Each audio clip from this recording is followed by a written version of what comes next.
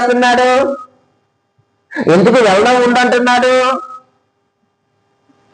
అనంటే, ఒకవేళ బహుశా ఆయన సంపాదించినటువంటి ఆస్తిని బట్టేమో. ఎందుకంటే ఆయన కూడా చాలా ఆస్తిపరుడు కదండి. లోతేమి లేనివాడేమీ కాదు. అబ్రహాము ఇద్దరు డివైడ్ అయిపోవడం కారణం ఏంటి? ఆస్తే, ధనమే.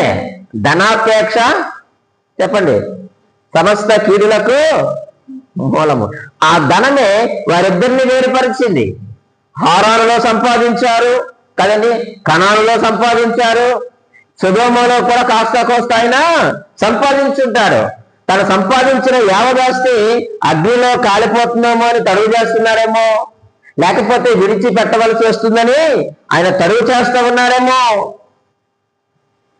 లోతు ఈ లోక సంబంధమైన మనసు నుంచి తడువు చేస్తా ఉన్నాడట. ప్రియమైన దేవుని సంగమా, ఈరోజు మనము దేవుని విషయంలో, రక్షణ విషయంలో, వాక్యం విషయంలో మనము తడువు చేస్తా ఉన్నామా? ఆదివారం మందిరానికి రావడానికి నువ్వు తడువు చేస్తున్నావా?